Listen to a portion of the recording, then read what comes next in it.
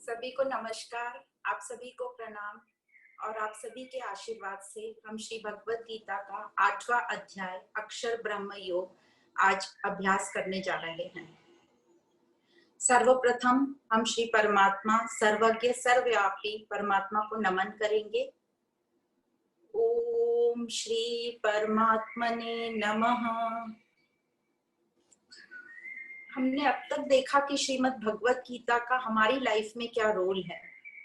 तो हम अलग अलग पहलू पे हमने बात की और हम सभी को समझा कि हम सभी में अच्छे गुण भी हैं और बुरे गुण भी हैं और हम सभी अच्छा बनना चाहते हैं। तो हमें अपनी अच्छाइयों को पहचानना है और अपनी अच्छाइयों को उस कर्म में लगाना है।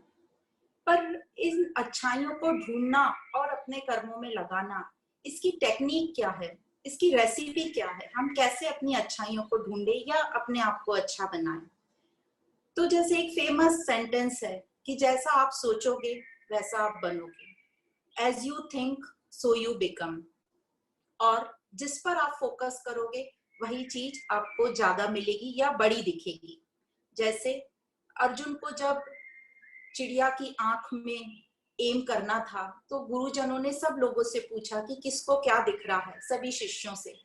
तो सब ने बहुत अलग अलग तरीके के उत्तर दिए। किसी को पूरा वो जंगल दिख रहा था, किसी को पूरा राजभवन दिख रहा था, किसी को पेड़ के ऊपर सब पत्तियां दिख रही थी, पर अर्जुन को सिर्फ वो चिड़िया की वो मछली की आंख दिख रही थी। तो इस प्रकार जहां हम फोकस करेंगे वही चीज हमें नजर आएगी।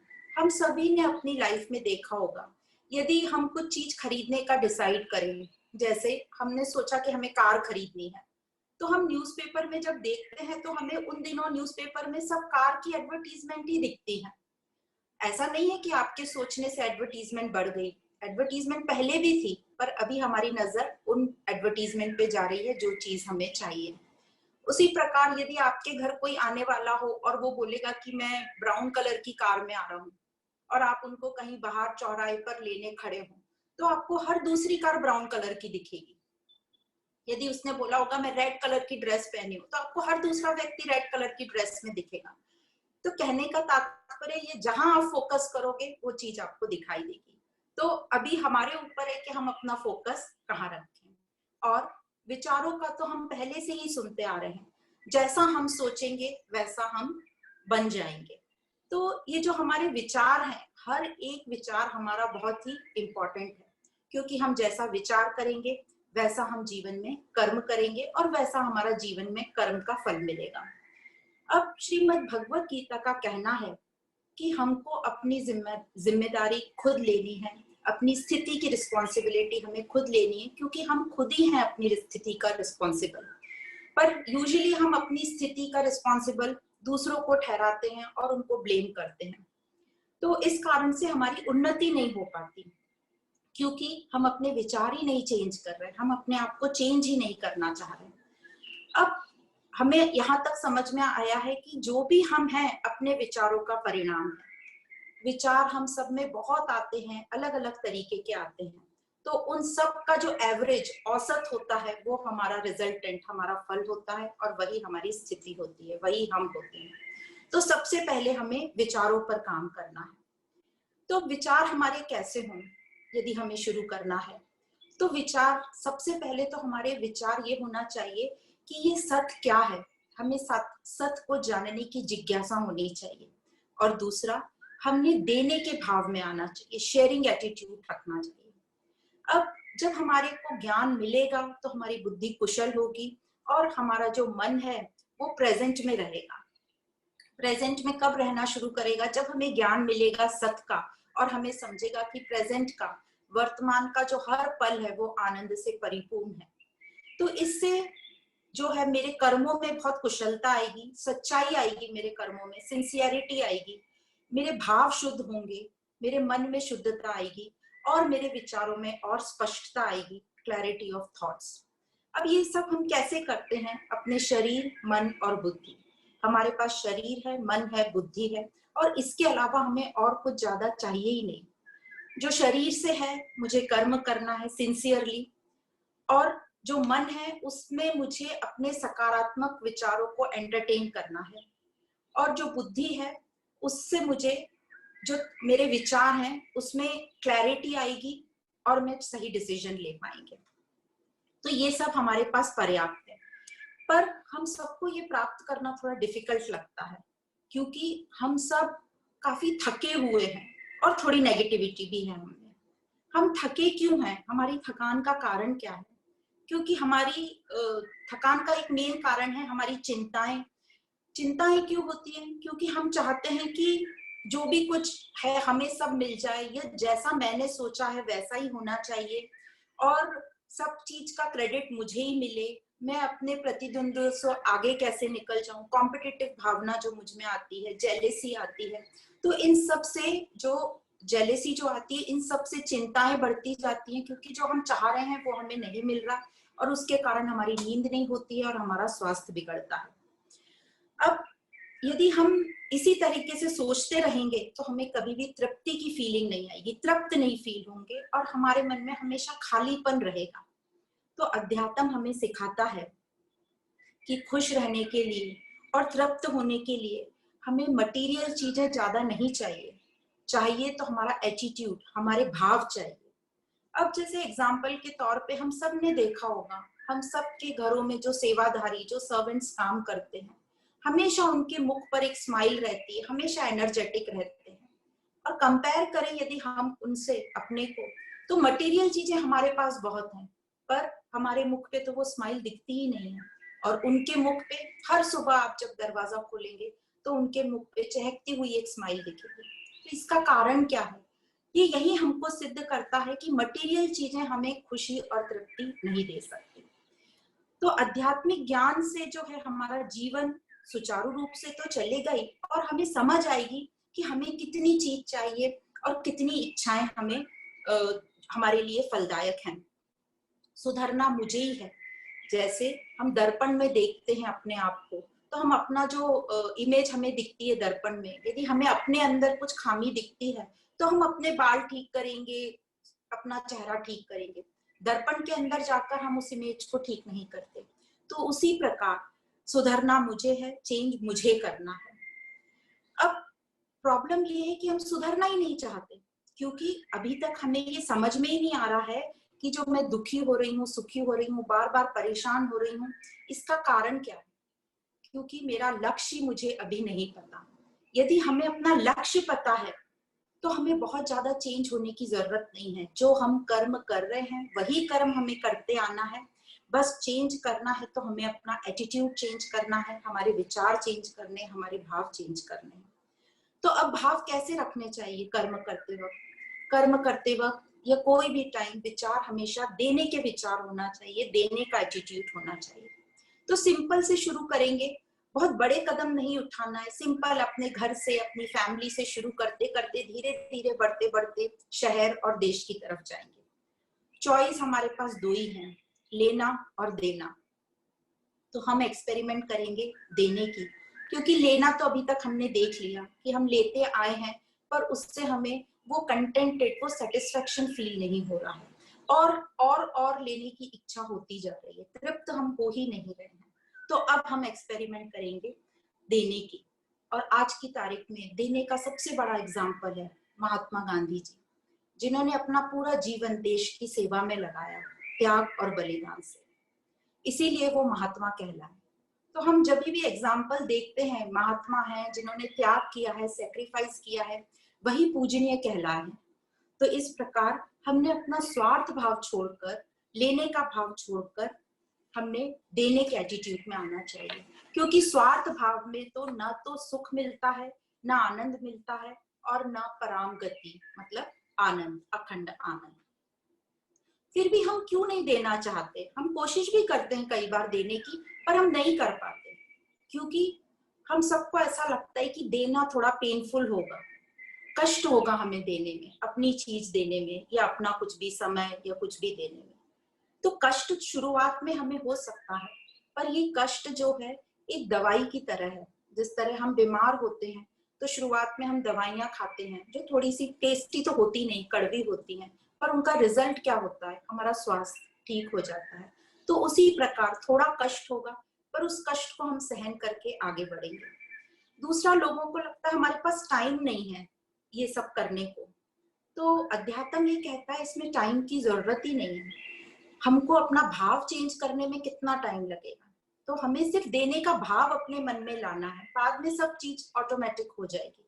पर हम उल्टा करते हैं, हम एक्टिंग कर रहे हैं देने की, और भाव उसमें हमारे बिल्कुल नहीं है। भाव हमारे अहंकार के हैं, या मुझे क्या मिलेगा ये देने से, इस प्रकार के भाव हैं। तो सिर्फ हमारे भाव देने का हमारे अंदर आना चाहिए। अब कई लोगों को इसी बात का डर है कि यदि हम देना शुरू कर देंगे तो लोग हमारा फायदा उठाएंगे। तो इसमें अध्यात्म का ये कहना है कि यदि आप इस भाव से दे रहे हो कि मुझे इससे क्या मिलेगा, मेरा इससे क्या फायदा होगा, तो शायद लोग आपका फायदा उठा सकते हैं।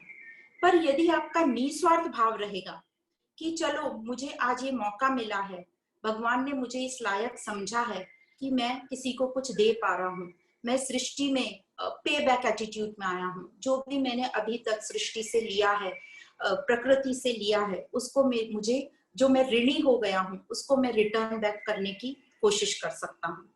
तो इस तरीके से हम सोचेंगे तो कोई भी कभी भी आपका फायदा उठा ही नहीं सकता। एक एग्जाम्पल इसमें बहुत अच्छा पड़ा था। एक व्यक्ति हमेशा रोड पर चलते वक्त जब वो चलता है तो वो ये सोचता है कि ये जो रोड बनी है ये तो मोटर कार ट्रक के लिए बनी है, हमारे लिए नहीं बनी है जो पैदल चलते हैं। तो जब वो चलता है रोड पर तो बहुत सावधानी से चलता है, फुटपाथ पे चलता है, कोई रूल्स ब्रेक नहीं करता। पर यही व्यक्ति जब वो कार चलाता है तो वो ये सोचता है कि ये जो रोड बनी है ये पैदल चलने वालों के लिए बनी है। तो वो कार जो भी चलाता है, स्कूटर कार, बहुत ही सावधानी से चलाता है और गलती से भी कोई गलती नहीं होने देता। मतलब वो एकदम प्रेजेंट में रहता है, इसलिए गलती से भी गलती नहीं होती। तो हमारी ऐसी सोच रहेगी तो हमारा हर कर्म जो है यज्ञ की तरह बन जाएगा। इसी तरह सोच थी महात्मा गांधी जी की, उनका हर कर्म यज्ञ बन गया। अब ये सब कैसे होगा हमारे साथ? ये होगा हमें श्रवण मनन चिंतन और निध्यासन से, जिसको और भी 3 शब्द जुड़ गए हैं, श्रुति युक्ति और अनुभव। मीनिंग सेम है, श्रुति मतलब सुनना, श्रवण मतलब सुनना। सुनना तो हम सब कर रहे हैं, पर अब सिर्फ सुनने से काम नहीं चलेगा, हमको एक और कदम बढ़ाना पड़ेगा। उसमें मनन चिंतन, थोड़ा उसकी अनुभूति करेंगे, एक्सपेरिमेंट करेंगे, और निध्यासन, एक्सपेरिमेंट करते करते उसको हम अनुभव करेंगे और अपने जीवन में उसको अप्लाई करेंगे। तो अब हमारा ये वक्त है कि अब हमने सुन तो बहुत लिया है, अब हम उसे एक्सपेरिमेंट करके अपने जीवन में उसका एक्सपीरियंस करेंगे, और एक्सपीरियंस डेफिनेटली बहुत अच्छा होगा, तो उसको हम अपने जीवन में हमेशा अप्लाई करते रहेंगे। अब कई लोगों की ऐसी मान्यता है कि अध्यात्म जो है हमें कठोर बना देता है, भावनाओं की कोई वैल्यू नहीं रखता, इमोशंस की कोई वैल्यू नहीं रखता। तो ये हम सब ने देखा है कि अध्यात्म तो हमें प्रेम करना सिखा रहा है, निस्वार्थ भाव से प्रेम करना सिखा रहा है, अनकंडीशनल लव सिखा रहा है। जो आसक्ति रहित होगा तभी हम अनकंडीशनल लव कर सकेंगे। जब हमें आसक्ति होती है तो सामने वाले से हमें चाहत होती है, हम रिश्तों में भी प्रेम करते हैं तो हमें चाहत होती है कि वो भी हमें रिटर्न में प्रेम करे। पर अध्यात्म हमें सिखाता है अनकंडीशनल लव, मतलब आसक्ति रहित प्रेम। हमने 2nd अध्याय में ही पढ़ा था कि कैसे प्रेम और स्नेह, स्नेह का जो मीनिंग बताया था, स्नेह, स्नेह मतलब जो चिपचिपा होता है, तो जो चिपचिपा होता है मतलब उससे हमें आशा है वापस। तो इस तरीके से प्रेम जो अनकंडीशनल लव है वो फ्री फ्लोइंग लव होता है, जिससे हमें सामने वाले से आशा नहीं होती, क्योंकि हमें अटैचमेंट नहीं रहेगा। तो डिटैच होके हम प्रेम पूर्वक रहेंगे। तो इस प्रकार अध्यात्म जो है वो हमारी शक्ति है, हमारे नेगेटिव्स को पॉजिटिव में बदलती है, हमारे जो भी नेगेटिव इमोशंस है उनको पॉजिटिव में से जोड़ती है, स्वार्थ को निस्वार्थ भाव में लाती है, हमारी जो भी वीकनेसेस हैं उनको स्ट्रेंथ में चेंज करती है, और द्वेष को प्रेम में चेंज करती है। पर ये सब कैसे होगा? पढ़ने से नहीं, उसको जब हम एक्सपेरिमेंट करेंगे, इस ज्ञान को अपने मन बुद्धि में अप्लाई करेंगे, तो हमारी बुद्धि स्ट्रांग बनेगी, बलपूर्वक बनेगी, और हमारे विचारों में शुद्धता आएगी। पर ये जो विचारों में शुद्धता है, क्लैरिटी ऑफ थॉट्स है, जो स्पष्टता आनी चाहिए विचारों में, हमारे में अभी भी नहीं आ पा रही है, क्योंकि हम थोड़े से कंफ्यूज्ड हैं। कंफ्यूज क्यों है हम? क्योंकि हमारे पास ज्ञान नहीं है। तो इस अज्ञान के कारण जो हमारी इच्छाएं हैं उन पर हमारा कोई कंट्रोल ही नहीं है। हम हर इच्छा, छोटी बड़ी, यूजफुल यूजलेस, सब पूरी करना चाहते हैं, और पूरी नहीं हुई तो हमें क्रोध आता है, पूरी हो गई तो हम लालच में गिर जाते हैं। तो इच्छा करना बुरी बात नहीं है, पर लालच करना और क्रोध करना वो हमें गिरावट की ओर ले जाती है। तो इस प्रकार हमारी जब बुद्धि स्ट्रांग होगी तो वो इच्छाओं को ठीक से स्कैन कर पाएगी कि कौन सी इच्छा हमारी आगे तक जाने की है, कौन सी इच्छा का थोड़ा रास्ता मोड़ना है, और कौन सी इच्छाएं हमें खत्म करनी है। पर हमारे साथ क्या हो रहा है, जो नहीं है वो हमें चाहिए, और जो है उसके साथ हम आसक्त हो गए। तो ये दोनों चीजें हमारे साथ जो हम कर रहे हैं वो थोड़ा हमें गिरावट की ओर ले जा रही है। इसका एक बहुत अच्छा एग्जाम्पल है। एक अंधेरा कमरा था, उसमें बहुत सारी चीजें बिखरी हुई पड़ी थी। तो जब हम उसमें एंटर करते हैं तो हमको ठोकर लगती है, क्योंकि हर जगह कुछ ना कोई चीज पड़ी है, कोई भी चीज ऑर्गेनाइज नहीं है। तो जब हमें बार बार ठोकर लगती है तो हम उसका सारा सामान ठीक से ऑर्गेनाइज करके जमा देते हैं, और फिर से जब हम उस कमरे में एंटर करते हैं तो फिर हम कहीं ना कहीं ठोकर खा के गिर जाते हैं। इसका कारण क्या है? क्या करें हम जिससे हमें ठोकर ना लगे? तो जरूरत है एक टॉर्च की या फिर एक कैंडल की, उस अंधकार को दूर करने के लिए। और हम क्या कर रहे हैं, बार बार सिर्फ उसका सामान अरेंज करते जा रहे हैं, रीअरेंज करते जा रहे हैं। यही हम कर रहे हैं बाहर। संसार के लोगों को हम ठीक करने में लगे हैं, रीअरेंज करने में लगे हैं, उसको ट्राई करते जा रहे हैं, और अपनी पूरी एनर्जी हम वेस्ट करते जा रहे हैं। पर अब हमें अपनी बुद्धि को इस ज्ञान के प्रकाश से जगाना है, ताकि हमें और ठोकर न लगे और हमारे विचारों में स्पष्टता आए। तो ज्ञान से जब हमारी बुद्धि में ये उजाला होगा तो हम एक सक्षम मानव बन सकते हैं। अब कई लोगों को ये इंटेलेक्ट जो है, जिसको हम बोल रहे हैं बुद्धि, और होशियारी, उनको लगता है जो होशियारी है वही बुद्धि है। मतलब इंटेलेक्ट और इंटेलिजेंस वो सेम समझ रहे हैं। पर अध्यात्म बताता है कि ये जो बुद्धि है और इंटेलेक्ट और इंटेलिजेंस, इसमें फर्क है।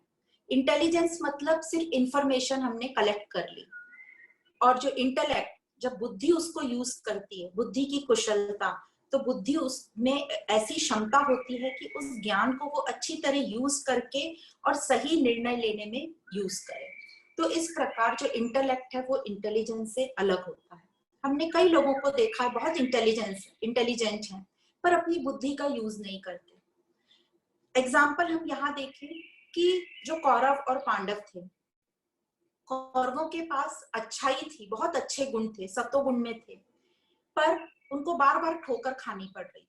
पर जो कौरव थे, उनके में नेगेटिव होने के बावजूद भी वो हर बार उनसे जीत पा रहे थे।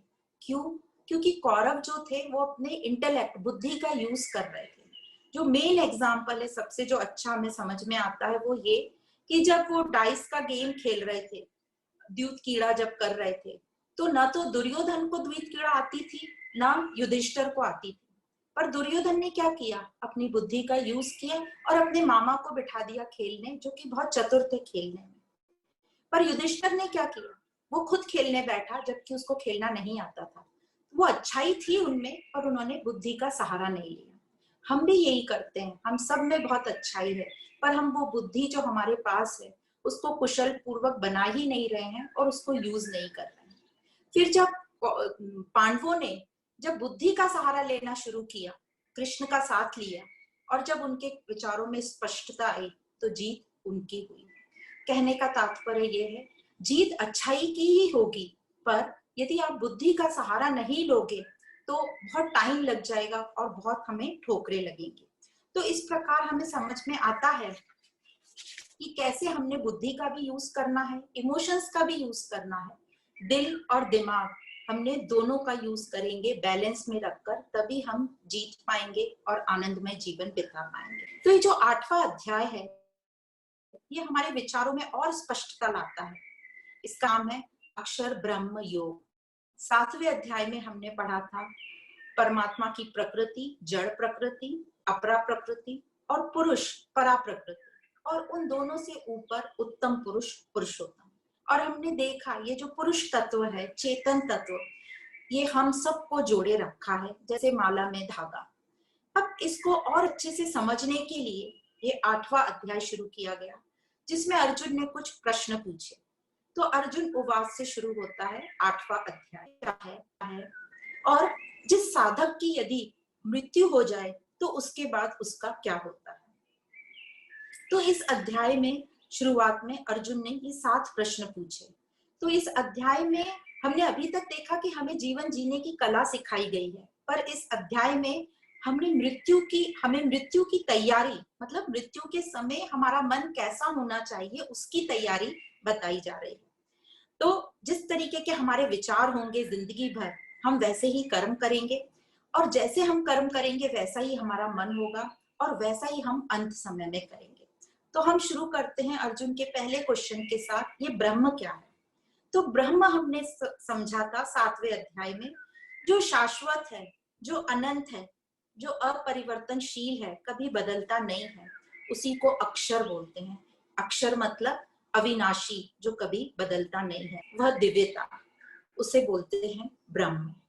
जैसे कि हम अक्षर अपने देखते हैं, अल्फाबेट ABCD या क ख ग घ, ये कभी नहीं बदलते। हाँ, इनकी रूपरेखा बदल जाती है, हम सेंटेंस बनाते हैं, इनको आगे पीछे कर देते हैं, एक पूरा पैराग्राफ लिखते हैं, आगे पीछे करते हैं, अलग अलग जगह यूज करते हैं, पर ये अक्षर कभी नहीं बदलते, ये ज्यों के त्यों रहते हैं।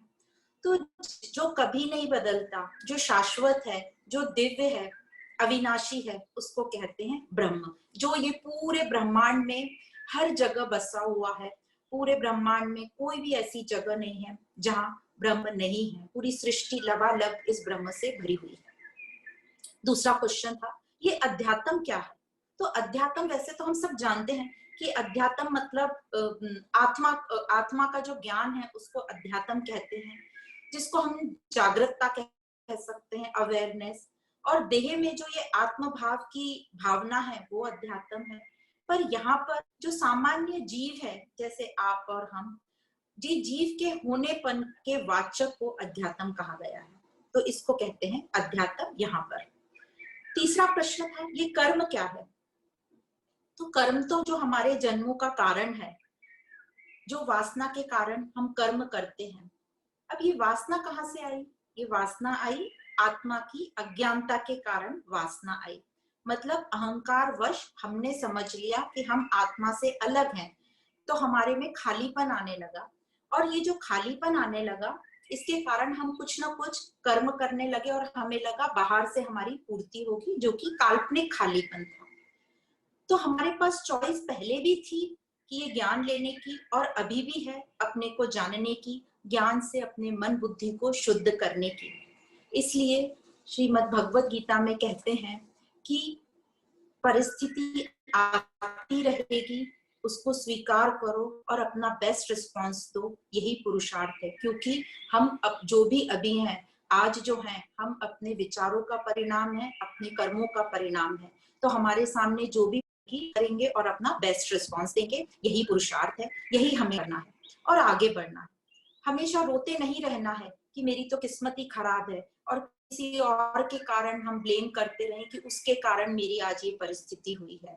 यह नहीं करना है, अपनी जिम्मेदारी खुद उठाना है कि हाँ मुझसे गलती हुई है, स्वीकार करना है, और अब कुछ गलतियों को ज्ञान योग से अपने मन बुद्धि पर काम करना है, कर्म योग से अपने हर कर्म को यज्ञ बनाना है, और भक्ति योग से हम अपने आप में प्रेम उजागर करेंगे। पर मैं जो परमात्मा हूं, उसके पश्चात भी ऐसा क्यों है कि मुझे ऐसा फील होता है। बार बार हम यही क्वेश्चन पूछ रहे हैं, क्योंकि अभी तक हमें ये क्लियर नहीं हो रहा है कि ये जो हमारा दूषित मन बुद्धि है, यही कारण है। तो ये जो दूषित मन बुद्धि है, जो ये पूरी हम प्रतिक्रिया कर रहे हैं, अपने मन बुद्धि को शुद्ध करने के लिए कर रहे हैं। हमारे जीवन का मकसद ही ये है, हमारे जीवन में आने का मिशन ही ये है कि हम अपनी मन बुद्धि को शुद्ध करें, ताकि मैक्सिमम हमारी वासनाएं खत्म हो, और हम ये जन्म मृत्यु के चक्कर से, जिसको हम बोलते हैं मोक्ष की, हमें प्राप्ति हो। तो वो तो होगी कभी ना कभी हमें, पर चलना हमें शुरू करना पड़ेगा, ताकि धीरे धीरे चलते चलते हम जीवन मुक्त हो और आगे हम मोक्ष की तैयारी में लगे। अब ये दूषित मन बुद्धि है, तो इसको एक बहुत अच्छे एग्जाम्पल से समझाया जाता है। जैसे सूर्य की किरणें हैं, सूर्य की किरणें जिस पर गिरती हैं, तो वहां से वो सूर्य की किरणें जो हमें रेज जो गिरती हैं, वो रेज अपना अस्तित्व छोड़कर जिस चीज पर गिरती हैं उसका अस्तित्व ले लेती हैं। जैसे सूर्य की किरणें पानी पर गिरेंगी तो पानी में से रिफ्लेक्शन होगा, उसका पानी साफ होगा तो पूरा ब्राइट रिफ्लेक्शन होगा, पर पानी में कचरा होगा, मैला होगा तो थोड़ा धुंधला रिफ्लेक्शन होगा। शीशे पे गिरेगी, शीशा साफ होगा तो एकदम ब्राइट रिफ्लेक्शन होगा। शीशा टूटा हुआ होगा, बहुत सारे टुकड़े होंगे तो बहुत डिस्टॉर्टेड विजन होगा। तो इस प्रकार जो ये मीडियम है, पानी, शीशा, मट्टी, सैंड, धूल, जिस पे भी किरणें गिरती हैं, तो ये जो मीडियम है, ये हमारा भी वो मन बुद्धि मीडियम है। मानो जो रेज गिर रही है, सूर्य की जो किरणें हैं, वो आत्मा है, और मन बुद्धि ये पानी, जल या शीशे का रोल कर रहा है। तो मन बुद्धि जितना स्वच्छ होगा उतना हमें आत्मा का प्रकाश हमारे में दिखाई देगा, और नहीं शुद्ध होगा मन बुद्धि तो हमें धुंधलापन दिखेगा, हमारे व्यक्तित्व में डलनेस दिखेगी, और वो आत्मा का प्रकाश हम नहीं समझ पाएंगे। अब ये मेरा मन बुद्धि मेरा अपना है, तो काम भी मुझे अपने को ही करना है, सफाई भी मुझे अपने को ही करनी है। जैसे हम सब अपने अपने घरों में रहते हैं, हमारा घर गंदा होता है तो सफाई हमें ही करनी होती है, और इस टाइम पे तो हमने देख ही लिया कि हम सबको ही अपने अपने घरों की सफाई करनी पड़ रही है। उसी प्रकार मन बुद्धि भी मेरा अपना है, तो सफाई भी मुझे अपने को ही करनी होगी। फिर से सबको लगता है कि ये तो बहुत ही डिफिकल्ट काम है, क्योंकि हमने ऐसा कल्पना कर लिया है कि ये बहुत डिफिकल्ट है और हमसे तो होगा ही नहीं है। तो इस उपलक्ष्य में एक अच्छी सी स्टोरी बताते हैं। स्टोरी इस प्रकार है कि एक जादूगर था, एक जादूगर मैजिशियन बहुत नामी था, और वो ये क्लेम करता था कि मैं किसी भी चीज का जो दरवाजा है, मेरे पास हर दरवाजे की चाबी है और मैं कोई भी दरवाजा खोल सकता हूँ, और वो करता भी था ऐसा। तो एक बार शहर के कुछ नामी ग्रामी लोगों ने सोचा कि इस जादूगर की हम परीक्षा लेते हैं। तो उसकी परीक्षा की तैयारी करी गई, जादूगर भी तैयार हुआ परीक्षा देने को, बहुत एक्साइटेड था क्योंकि वो बहुत माहिर था अपने काम में।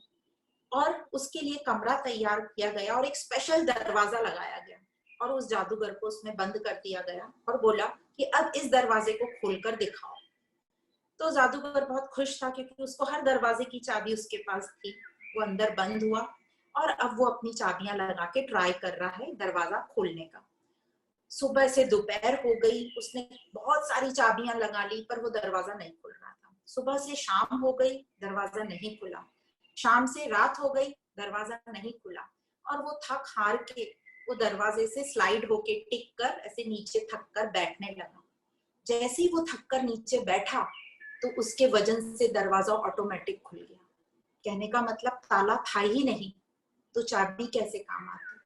सेम हमारे साथ हो रहा है, हमें लग रहा है कि हम कर ही नहीं पाएंगे, हमसे होगा ही नहीं, और हमने कल्पना कर ली अपने मन में कि ये मन बुद्धि को तो हम साफ कर ही नहीं पाएंगे, बहुत डिफिकल्ट काम है। तो ये जो डिफिकल्ट वर्ड है, मुश्किल वर्ड है, ये हमारे मन में काल्पनिक हमने ताला लगा लिया है। अब जो भगवत गीता है, ये जो भी अध्यात्म है, ये हमें मदद करती है ये सब दरवाजे खोलने की और हमें कोई भी जेल से छुड़ाने की। तो हम इसका साथ लें और इसके ज्ञान से हम अपने मन बुद्धि को साफ करें। अब हम सबके भीतर जो सात्विक भाव है उसे ही हमें तराशना है इस ज्ञान से। है हम सबके भीतर ये भाव, सिर्फ उसे हमें रिफ्रेश करना है, री एनर्जाइज करना है। तो हमेशा अपने विचार हम ऊंचे रखेंगे, अपना लक्ष्य ऊंचा रखेंगे और उस पर काम करना शुरू करेंगे। तो ये था तीसरा प्रश्न, कर्म का उत्तर। अब चौथा था उसका कि ये अधिभूत क्या है। अधिभूत मतलब हमारे 5 तत्व जिससे हमारा शरीर बना है और ये पूरा संसार बना है। अधिभूत मतलब शर, मतलब परिवर्तनशील है, चेंजेबल है। और ये जो 5 तत्व हैं वो है अग्नि। अग्नि का मतलब यहाँ पे दिया है ज्ञान, जिसको हम बोलते हैं प्रकाश। तो अग्नि प्रकाश देती है और ज्ञान भी हमारा मन का अंधकार दूर करता है। तो अग्नि हुआ ज्ञान का रूप। भूमि, भूमि मतलब पृथ्वी, पृथ्वी प्रेम का रूप हुआ, जिसको पृथ्वी को माँ बोलते हैं। और माँ जो प्रेम का जो सबसे अच्छा एग्जाम्पल है वो माँ से आता है। तो भूमि प्रेम का एग्जाम्पल है। जल मतलब पानी, पानी हमको शीतलता देता है, आनंद देता है, पॉजिटिविटी देता है, हमारी एनर्जी बढ़ाता है, तो जल है आनंद और शीतलता का एग्जाम्पल। वायु, वायु मतलब हवा, हवा को हम कभी कैद नहीं कर सकते कहीं, तो ये जो हवा है, वायु है, वो स्वतंत्रता दर्शाती है। और पांचवा है आकाश, आकाश हमें बताता है शांति और निर्लिप्तता। निर्लिप्तता मतलब वो अटैच नहीं होता कहीं भी। जैसे हमने देखा आकाश में हम कितनी आतिशबाजी छोड़ते हैं पर कहीं निशान नहीं रहता, कहीं कुछ नहीं होता, निर्लिप्त है वो और हमेशा शांत रहता है। तो इस प्रकार ये जो 5 भूत बताए हैं, आदिभूत, अग्नि, भूमि, जल, वायु और आकाश, जिससे हमारा शरीर बना है और ये पूरा संसार बना है जो कि परिवर्तनशील है। तो ये था आदिभूत। अब है आदिदेव। आदिदेव, यहाँ पर आदिदेव का मतलब है पुरुष, जो वो तत्व जो हम सब में है, आप में है, मुझ में है, हम सब में है, वो तत्व जिससे हम सब जुड़े हुए हैं, जैसे माला में धागा, जो हम सब में व्याप्त है। पर कैसे समझेगा कि हम सब जुड़े हुए हैं, हम सब एक हैं? जब हमें ज्ञान से समग्रता का, टोटलिटी का अनुभव होगा, तब हमें समझेगा। पर इसका साधन क्या है? इसका साधन तो सिर्फ एक ही है और वो साधन है प्रेम। तो प्रेम ही एक साधन है जो हम सबको जोड़े रखेगा, जो हम सब का निजी धर्म है प्रेम। तो ये प्रेम को दर्शाने के लिए एक बहुत अच्छा एक किस्सा है अल्बर्ट आइंस्टीन का। एक बड़े साइंटिस्ट थे, हम सब जानते हैं अल्बर्ट आइंस्टीन। तो उन्होंने अपने एक पत्र में लिखा हुआ है कि यदि वर्ल्ड में हैप्पीनेस चाहिए, यदि दुनिया में आनंद चाहिए, तो उसके लिए सिर्फ एक ही चीज काम कर सकती है और वो है लव बॉम्ब। लव बॉम्ब मतलब यूनिवर्सल फोर्स ऑफ लव। अब यही लव, जिसको हम प्रेम बोलते हैं, यही हजारों साल पुराने हमारे शास्त्रों में भी यही लिखा है कि प्रेम ही भक्ति है। तो इस प्रकार जो हमें अध्यात्म प्रेम सिखाता है, जो हम सबको जोड़े रखता है, और यही आदि देव है। और फिर छठा क्वेश्चन था, ये आदि यज्ञ क्या है? तो आदि यज्ञ माना हम सबके अंदर जो चेतनता है, इंडिविजुअल जो हम सबके अंदर तत्व है, चेतनता है। और यज्ञ का मतलब हम सब जानते हैं त्याग, आहुति देना। अब ये त्याग, आहुति देना, ये कब पॉसिबल हो सकता है? ये चेतनता के कारण, ये तत्व की उपस्थिति में ही पॉसिबल है त्याग करना। यदि हमारे में चेतनता नहीं होगी तो हम शर मतलब हम मैटर बन जाएंगे और हम ये त्याग और कर्म में जो हम त्याग करते हैं वो नहीं कर पाएंगे। इसलिए जो चेतन तत्व है यही देह में आदि यज्ञ है। तो इस प्रकार हमें ये बताया गया कि हमने पहले 6 प्रश्नों के उत्तर पढ़े, ब्रह्म, अध्यात्म, कर्म, आदिभूत, आदिदेव, आदि यज्ञ। तो ये जो 6 थे, इनको समझाने मात्र के लिए एक जल का दृष्टांत दिया जाता है। सभी गीताकारों ने इसका एग्जाम्पल दिया है। जैसे आप जल ले लें, पानी, जब पानी गर्म होता है, सूर्य की किरणें पड़ती हैं तो वो भाप बन जाता है, और जो भाप है वो बादल बन जाता है, और फिर बादल बूंदे बनकर बरसता है, और जब बूंदों में ठंडक हो जाती है तो ये ओले मतलब बर्फ का रूप ले लेता है।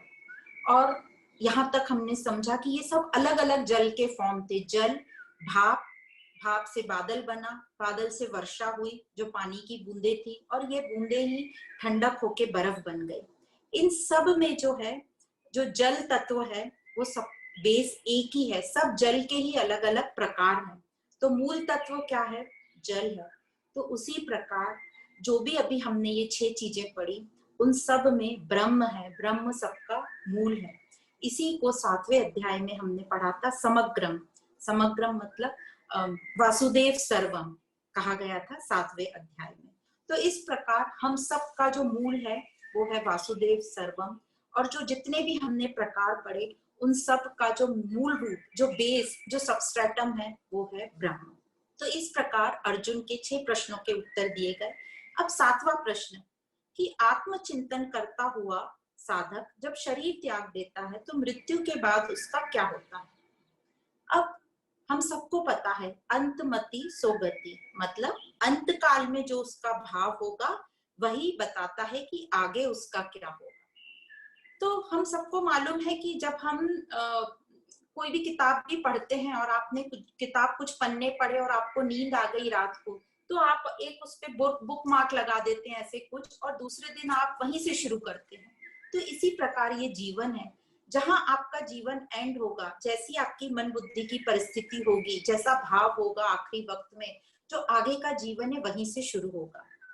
पर मृत्यु के समय फेवरेबल कंडीशन बनाने के लिए हम सब क्या करते हैं, जो भी हमारे संबंधी होते हैं, जब मृत्यु शैया पर रहते हैं तो हम कुछ ना कुछ फेवरेबल कंडीशन बनाने की कोशिश करते हैं, क्योंकि हम सबको पता है कि अंत मति सो गति। तो हम गंगा जल देते हैं, तुलसी दल देते हैं, गीता का पाठ करते हैं, या कोई भी शास्त्रों का पाठ करते हैं, ताकि अच्छे शब्द कान में पड़े और जाने वाले को शांति मिले। पर हो सकता है जो जाने वाला है वो रेडी ही नहीं है ये सब सुनने के लिए, क्योंकि पता नहीं वो कितनी तकलीफ में है, उसके मन में क्या चल रहा है। पर परिवारजन या स्वजन तो इतना ही कर सकते हैं। यहाँ पर सोचने की बात यह है कि उस समय जब वो प्राण त्याग रहा हो, उसकी स्थिति कैसी होगी, उसकी स्थिति कैसी होगी हम कोई नहीं जानते। कितना कष्ट हो रहा होगा उसको हम कोई नहीं जानते। पर मनोवैज्ञानिक ये बताते हैं कि जिस टाइम प्राण निकल रहे होंगे तो कुछ ना कुछ तो कष्ट हो गई, और उस वक्त वो कुछ भी सुनने की या समझने की कंडीशन में नहीं होगा।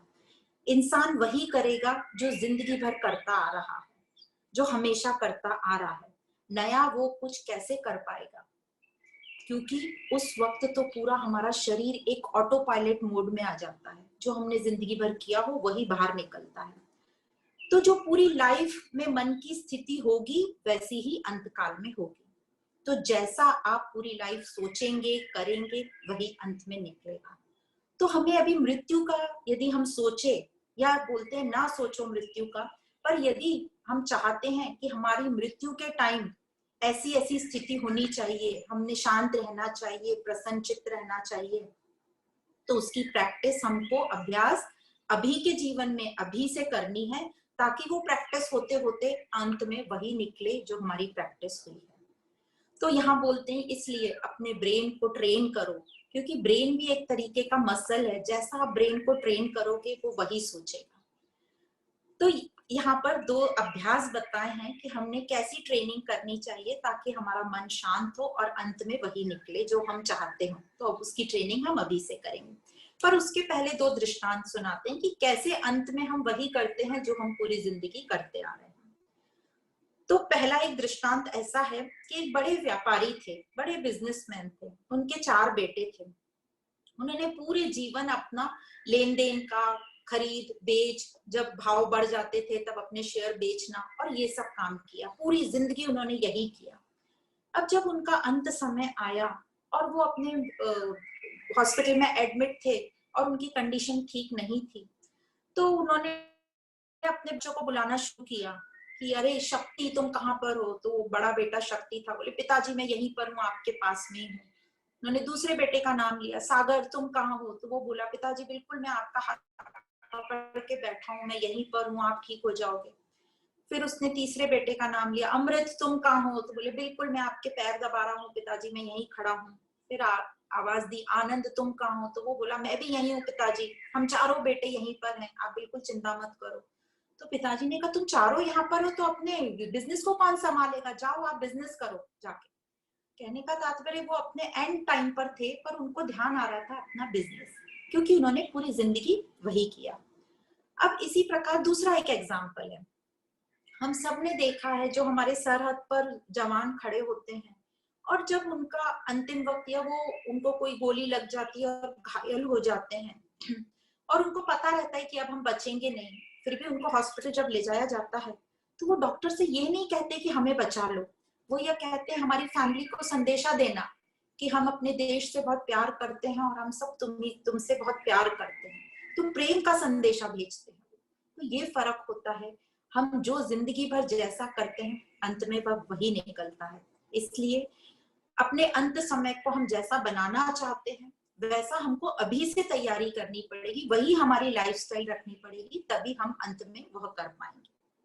अब कई लोगों को दो चीजें हैं, एक दो शब्दों का बहुत रहता है कि दिन के टाइम ही प्राण त्यागने चाहिए और उत्तरायण के टाइम, उत्तरायण मतलब वो समय है जब जनवरी के महीने में 14 जनवरी के बाद जब सूर्य की स्थिति उत्तर में आ जाती है तो उसको वो शुभ मानते हैं। और उसके पश्चात जो दक्षिणायन मुहूर्त रहता है जब सूरज की स्थिति दक्षिण की तरफ रहती है, उस टाइम मृत्यु जो प्राण त्यागता है उसको वो अच्छा नहीं मानते। तो यहाँ यही बताया है कि ये जो उत्तरायण का मतलब क्या है, ये बाहर के समय से मत देखो। उत्तरायण का मतलब है जब हमारा मन शांत हो, प्रफुल्लित हो, प्रसन्न हो, आसक्ति रहित हो, उस वक्त जैसे प्राण त्यागे तो वो उत्तरायण का प्राण त्याग माना जाएगा। और यदि हम दुख में हैं, विचलित हैं, द्वेष में हैं, क्रोधित हैं और तब प्राण त्यागे तो का मतलब है दक्षिणायन। तो इसका बाहर की स्थिति से नहीं, इसका अपने मन की स्थिति से रिजल्ट होता है। तो हमें अपने मन पर काम करना है।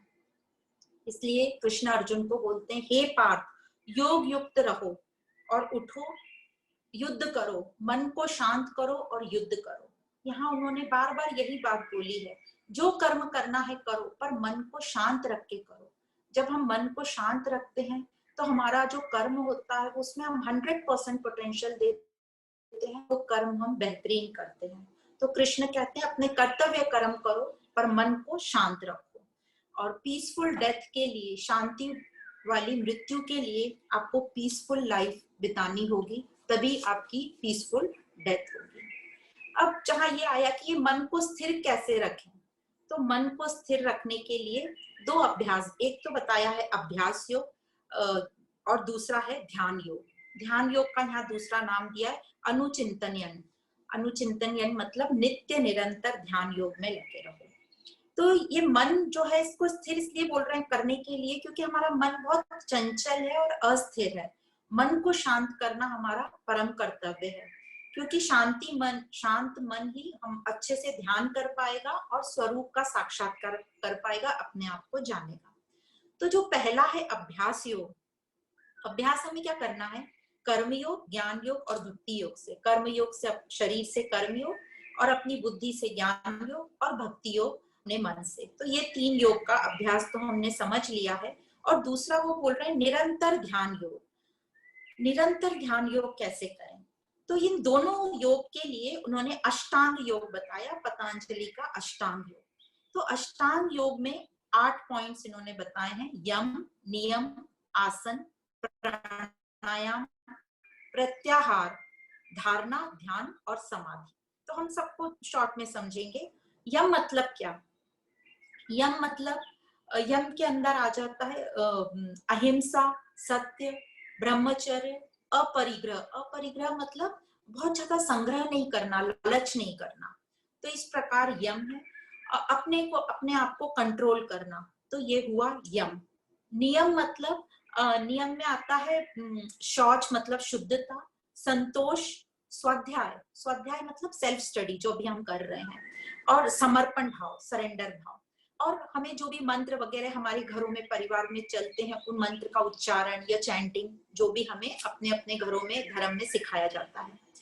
पर प्रॉब्लम यहाँ पर ये होती है, जो भी हमें मंत्र और सब सिखाए जाते हैं वो हम डर डर के करते हैं या इसलिए करते हैं कि बस आज का ये खत्म करना है। हम फिजिकल लेवल पे करते हैं, उसको समझ के नहीं करते। हमें लगता है अरे टाइम हो गया, मंत्र नहीं हुआ, तो हम जल्दी जल्दी जल्दी उसको बोल के खत्म कर देते हैं, तो वो हमारे ऊपर काम नहीं करता। यही मंत्र को यदि हम ढंग से समझेंगे, भले ही दिन भर में एक ही मंत्र करो आप, पर उसको ढंग से समझो कि वो क्या बोलना चाह रहे हैं और उसके ऊपर हम काम करें। तो इस प्रकार यदि हम नियम से चलेंगे तो डेफिनेटली हमारी उन्नति होगी। तीसरा है आसन। आसन मतलब यहाँ एक्सरसाइज को बोल रहे हैं, फिजिकल एक्सरसाइज को, तो ये हुआ आसन। चौथा है प्राणायाम। प्राणायाम मतलब जो हमारी प्राण ब्रीदिंग को हम कंट्रोल करते हैं, अंदर और बाहर जो सांस लेके अलग अलग तरीके के प्राणायाम करते हैं, जो कि हमारे पूरे फिजियोलॉजिकल सिस्टम, जो हमारी बॉडी में शरीर क्रियाएं, वो एकदम बेहतरीन और स्वस्थ तरीके से चले। पांचवा है प्रत्याहार। प्रत्याहार मतलब अपने मन को शांत करना, शम और दम से। तो मन को शांत करने को यहाँ पे प्रत्याहार बोला है। और जो धारणा है, धारणा मतलब हमारी बुद्धि से, हमारा विल पावर, जो हमारी बुद्धि स्ट्रांग रहेगी तो विल पावर भी हमारा स्ट्रांग रहेगा। और सातवां है ध्यान। ध्यान भी हमारी बुद्धि करेगी, सूक्ष्म बुद्धि है वो हमारे ध्यान में हमें मदद करेगी। और एक बार हम ध्यान मतलब एकाग्र चित्ता फोकस्ड माइंड हो जाएंगे तो हम समाधि मतलब ध्यान योग में हम आ जाएंगे। अब जैसे ही हम ध्यान योग और समाधि तक आ गए तो हमें अपने स्वयं का साक्षात्कार होगा और हमें एक आनंद की फीलिंग आएगी और वो आनंद को हम कभी भी जाने नहीं देना चाहते। इसलिए हम हमेशा अपने आप को याद दिलाएं, दिन में कम से कम एक बार अपने मन को याद दिलाओ कि हम आत्म स्वरूप हैं और अपने माइंड को फोकस करने की कोशिश करो। जो भी हमारे पास मंत्र जाप है उससे अपने मन को एकाग्रचित करो और मन को का ध्यान लगाओ। जब भी मन इधर उधर जाएगा तो हमारी ज्ञान से जो बुद्धि स्ट्रांग है वो बुद्धि उस मन को कंट्रोल करेगी। तो भगवत गीता हमें ये बताती है कि क्योंकि हम ब्रह्म देख नहीं सकते, हम आत्मा देख नहीं सकते, इसलिए हमें थोड़ा मन को फोकस करने के लिए प्रॉब्लम आता है। तो उसके लिए यहाँ पर उन्होंने कुछ हमें संकेत दिए हैं जिसको हम आत्मा से कोरिलेट कर सकते हैं। तो इनको संकेत समझिए, सूचक समझिए, इंडिकेटर समझिए या साधन समझिए जिससे हम ये समझेंगे कि हम आत्मा हैं। अब ये जो शब्द हैं 8 शब्द बताए हैं जो आत्मा से हमें बताते हैं कि ये आत्मा ऐसी हो सकती है या ऐसी है। यह शब्द हमें बहुत ही शक्ति देते हैं, बल देते हैं, जागरूकता देते हैं, हिम्मत देते हैं, हमारी ध्यान की स्थिति को और प्रेरित करते हैं और ये बहुत ही हमें दिल को छू लेते हैं। ये शब्द हमें प्रोत्साहित करते हैं कि हम ही सच्चित आनंद स्वरूप हैं। तो ये शब्द अब हम पढ़ेंगे, 8 शब्द हैं। ये पहला शब्द है कविम। कविम जो हम सुनते हैं ये कविम शब्द आया है कवि से। अब हमने देखा है कवि कौन होते हैं, जो कविता पढ़ते हैं, जिनकी लैंग्वेज बहुत अच्छी है और लय बहुत अच्छी होती है। पर पुरातन काल में कवि किसको कहा जाता था? जिन्होंने आत्मा का साक्षात्कार कर लिया हो और अपने अनुभवों को वो बहुत ही सुंदर और दिव्य भाषा में कविता के रूप में बताया, जिसमें उनकी हमें तपस्या भी दिखती है, नैतिकता दिखते हैं, नैतिक मूल्य दिखते हैं, उनकी साधना दिखती है। और यहाँ एग्जाम्पल है श्री कृष्ण का। तो कविम मतलब आत्मा, कविम मतलब जो कभी परिवर्तन नहीं होता। तो कविम का मतलब यहाँ आत्मा या जागृतता, और ये शब्द है जो हमें बहुत ही आत्मा के करीब ले जाता है। अब दूसरा शब्द है पुराणम। पुराणम सुनते से ही हमको ऐसा लगता है हमारे वेद शास्त्र, क्योंकि जो वेद शास्त्र है उसमें ही आत्मा का हम जिक्र सुनते हैं। तो ये आत्मा को पुराण इसलिए कहा गया है क्योंकि पुराणों का भी कुछ आदि और अंत हमें नहीं मालूम है। उसी प्रकार सृष्टि के आदि, मध्य और अंत तक ये विद्यमान रहने वाले पुराण, इसीलिए यहाँ पर आत्मा को भी पुराणम शब्द से कहा है, जिसका आदि, अंत और मध्य हमें नहीं पता।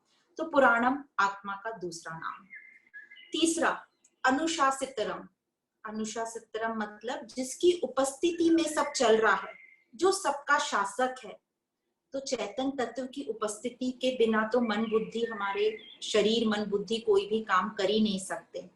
मैं हूं तभी मैं कुछ सोच सकती हूँ और कर सकती हूँ। तो इस प्रकार चैतन्य तत्व को अनुशासितरम बोला है, जिसकी उपस्थिति में ही सब कुछ होता है। जैसे समुद्र के बिना लहर नहीं, स्वर्ण के बिना आभूषण नहीं, उसी प्रकार चेतन तत्व के बिना मैं नहीं। तो इस प्रकार ये हुआ अनुशासितरम। अब चौथा शब्द है अनोरणीयान। अनोरणीयान मतलब सूक्ष्म से भी सूक्ष्म।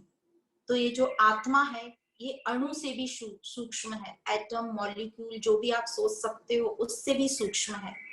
और ब्रह्म विद्या में आत्मा को सूक्ष्मतम कहा गया है, मतलब आत्मा सर्वव्यापक है, हर जगह वो है पर दिखती नहीं है। जैसे दूध में मक्खन, दूध में मक्खन है पर हमें दिखता नहीं है, हमें एक स्पेशल प्रक्रिया करनी पड़ती है जब हमें दूध में मक्खन मिलता है।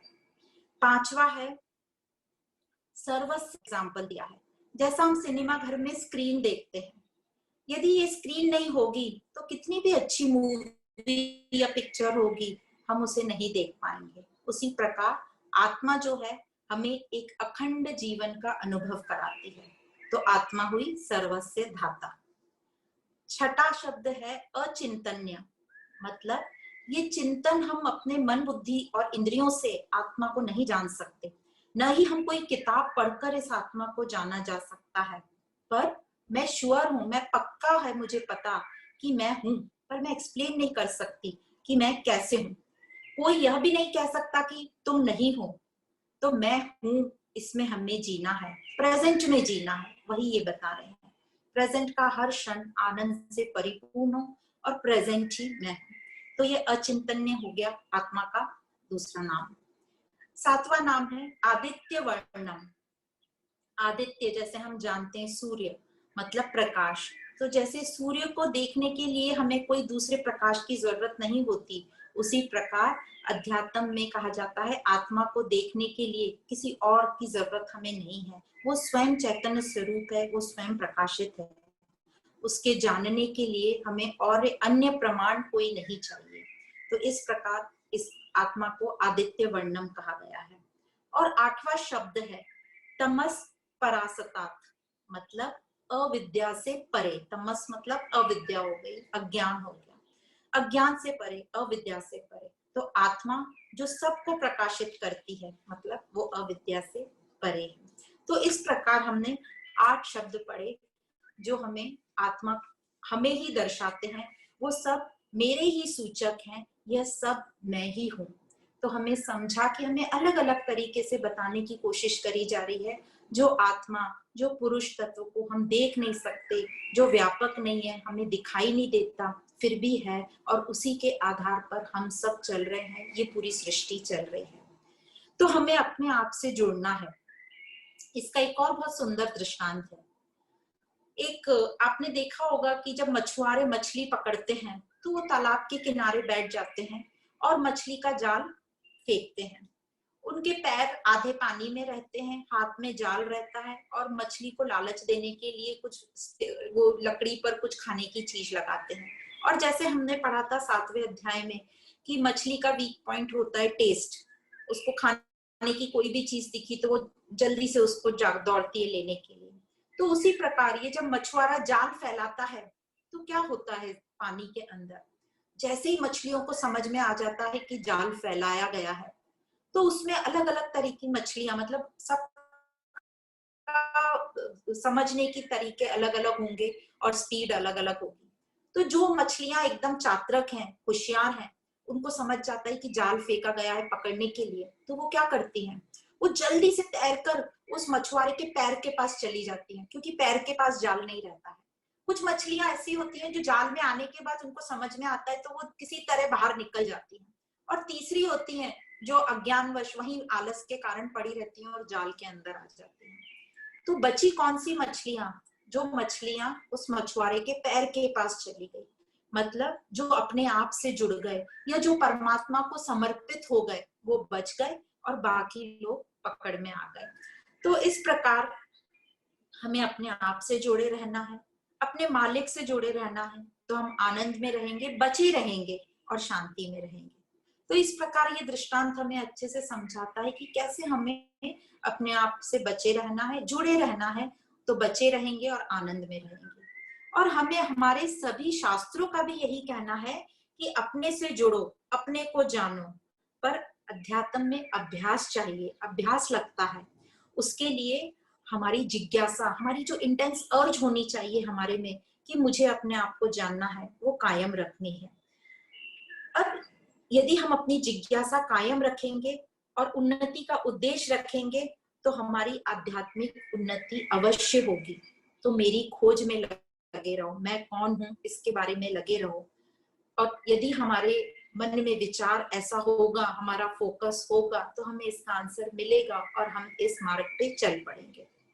बाइबल में भी इसी प्रकार कहा जाता है कि जिस चीज का आप शिद्दत से चाहोगे वह चीज आपको अवश्य मिलेगी। तो बस अब हमें यही चाहत करनी है, मैं कौन हूं, ये सत्य क्या है, इसको मुझे जानना है। अब अर्जुन का प्रश्न है कि अंत काल में, मतलब मृत्यु के समय कैसे ध्यान करें। ये बहुत ही डिफिकल्ट आंसर है इसका कि मृत्यु के समय कैसे ध्यान करें। हम तो अपनी ये नॉर्मल लाइफ में ही ध्यान नहीं कर पा रहे हैं, तो जो मृत्यु का समय होगा, जो कि पता नहीं कितना कठिन होगा, कितना कष्टदायी होगा, और उस समय हम ध्यान कैसे कर सकते हैं।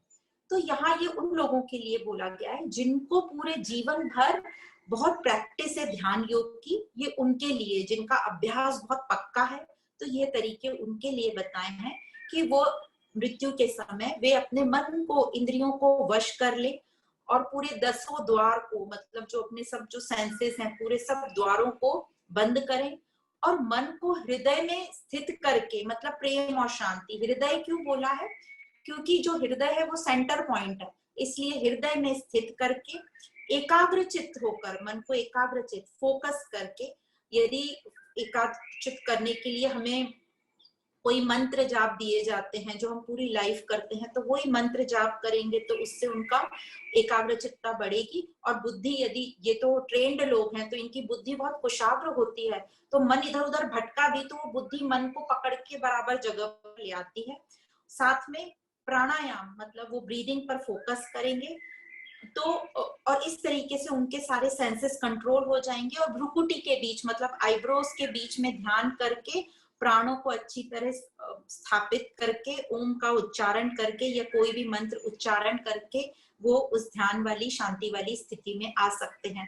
पर ये उन लोगों के लिए है जो बहुत माहिर हो गए, ट्रेंड हो गए, वही आखिरी स्टेज में ये सब कर सकते हैं। हम सबके लिए तो हमें अभी से प्रैक्टिस करनी पड़ेगी, तब हम शायद कुछ वहां पे कर पाए।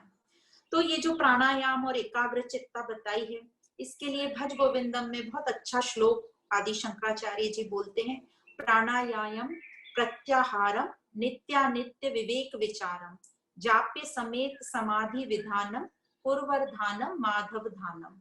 मतलब प्राणायाम और प्रत्याहार, प्राणायाम हमारे श्वासों का कंट्रोल, प्रत्याहार मतलब अपनी इंद्रियों को कंट्रोल, अपने मन को कंट्रोल, नित्य विवेक विचार मतलब अपना जो मन है बाहर से उसका फोकस अपने अंदर कर लो, अपना मन अपनी तरफ जोड़ लो। जापेत समेत समाधि विचार मतलब जो भी हमें चैंटिंग के लिए हमारे जीवन भर में हमने मंत्र किए हैं, उच्चारण किए हैं, उसका उच्चारण। और पूर्वर्धानम मतलब बहुत ध्यान से हमें करना है ये। माधव धानम मतलब और भी ध्यान से, एकदम केयरफुल होके हमें ये चैंटिंग करनी है। तो हमें इसको बोलते हैं अंतरंग साधना, जिससे हम ध्यान योग में आ सकते हैं। तो ये इस तरीके से ये पूरा बताया है कि अंत समय में हम ध्यान कैसे करें, उसका आंसर दिया है।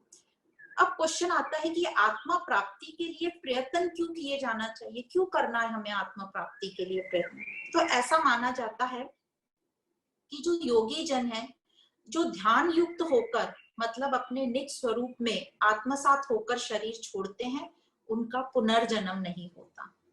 तो पुनर्जन्म नहीं होता, अब हम पुनर्जन्म में माने या नहीं माने, पर हम ये कर सकते हैं इसका मतलब कि हम जो भी आखिरी में अपनी कंडीशन चाहते हैं उसको अभी प्रेजेंट लाइफ में जीते जी उसकी प्रैक्टिस करें और अपने जीवन को निर्भय बनाएं।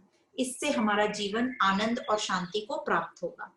अब पुनर्जन्म को हम ना माने पता नहीं, और मृत्यु के बाद भी क्या होगा वो भी हमें पता नहीं, पर हाँ ये अभ्यास करने से हमारा प्रेजेंट का, अभी का जीवन तो पक्का ही पक्का सफल होगा, हमें शांति और आनंद की प्राप्ति होगी। बोलते हैं ये बहुत सुलभ है करना, बहुत इजी है, पर हमको बहुत डिफिकल्ट लग रहा है, क्योंकि जो योगी जन है वो ट्रेंड हो गए हैं, उनको ज्ञान से ये अच्छे से समझ में आ गया है कि हर चीज परिवर्तनशील है और परिवर्तन सृष्टि का नियम है। तो वो डिटैच रहते हैं, आसक्त नहीं होते कहीं, और उनको पता है कि सत्स्वरूप जो है वो मैं ही हूँ, तो उन्हें कोई भी चेंज से फर्क नहीं पड़ता और वो जागृत रहते हैं। अब कहते हैं ऐसा कि ये जो वेद हैं, जो हमारे सब स्क्रिप्चर्स हैं, चारों वेद हैं, ये कैसा काम करते हैं। ये स्वप्न सिहवत बोला। स्वप्न सिहवत मतलब सपने में जैसे हम कभी शेर देख लेते हैं, या हम कहीं सपने में हमें जंगल दिख रहा है, शेर सामने से आ गया और हम पसीने पसीने हो रहे हैं, और शेर एकदम हमको आ लिया, पकड़ लिया शेर ने, और शेर हमको खाने ही वाला था, इतने में हमारी नींद खुल गई। और जैसे ही हमारी नींद खुलती है तो हमको समझ में आता है कि ये सब तो सपना था, ये सब तो अनरियल था, ये झूठा था। उसी वक्त जैसे सपने में शेर ने मुझे जगाया, उसी के जैसा बोलते हैं। जो वेद पुराण है, जो हमारे स्क्रिप्चर्स हैं, जो आध्यात्मिक ज्ञान है, ये स्वप्न सिहवत जैसे काम करता है। मतलब वो हमको इस सब चेंजेबल और ये सब का हमें अच्छे से ज्ञान दे देता है ताकि हम जागृत हो जाएं। और एक बार जब हम जागृत हो जाते हैं, जैसे सपने में शेर वाले सपने से हम जागृत हुए, जब हम जागृत हो गए तो क्या हम फिर से वो शेर वाले सपने में जाना चाहेंगे? कभी नहीं जाना चाहेंगे। उसी प्रकार जब हम ये वेद हमें जागृत कर देते हैं तो हमें ऐसा जागृत कर देते हैं कि हम वापस उस लाइफ में नहीं जाना चाहते। मतलब वो रीबर्थ, जो पुनर्जन्म वाली बात है, उसमें हम नहीं जाना चाहते। तो योगी जन इसको अच्छे से जानते हैं और वो इस साधना में लगे हुए हैं, इसलिए उनका जो बोलते हैं पुनर्जन्म नहीं होता। तो ये हमें बता रहा है कि कैसे योगी जन साक्षी भाव में रहते हैं। वो समझते हैं कि हर वक्त जो साक्षी है, मतलब जो मैं हूं, वो हर वक्त शाश्वत है, बाकी सब कुछ चेंजेबल है। जो तीनों अवस्थाओं में साक्षी है, तीनों कौन सी अवस्था? स्वप्न, जागृत और सुषुप्ति। इन तीनों में जो साक्षी है वो मैं हूँ। इसी प्रकार जन्म मरण जो भी हमारे व्यक्त अव्यक्त होंगे, उन सब में साथ मेरे कौन रहेगा? मैं, जो मेरा आत्म स्वरूप है वो साथ रहेगा। तो इन तीनों अवस्थाओं में जो मैं हूँ, आत्मा हूँ, वो मेरे साथ रहेगा। तो इस आत्मा को ही जानने में हमने अपना पूरा ज्ञान की समझ और पूरी लाइफ जो हमें काम करना है, इस सत्य वचन कि मैं कौन हूँ उसको जानने में, उसका अभ्यास करने में, उसको अनुभव करने में लगाना चाहिए। तो यहाँ एक और बहुत अच्छा दृष्टांत आता है। एक राजा था, एक राज्य था।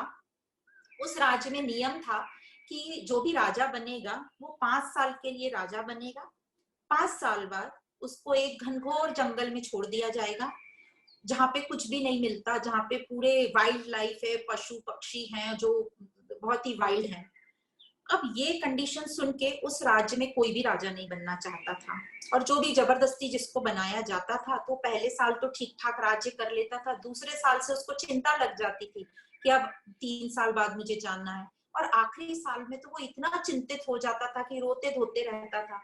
और जब 5वां साल और उसके जाने का टाइम आता था तो बहुत ही रोता था, बहुत ही दुखी होता था, और पूरे गांव के लोग उसको उस जंगल में छोड़ने जाते थे।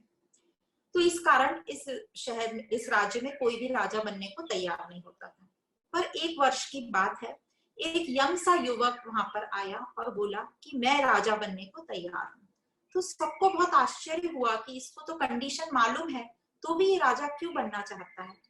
पर उसने जिद करी कि नहीं नहीं, मुझे तो राजा बनना है। और नेचुरली वहां कोई और राजा बनने को तैयार नहीं होता था, तो इसको जल्दी से राजा बना दिया गया।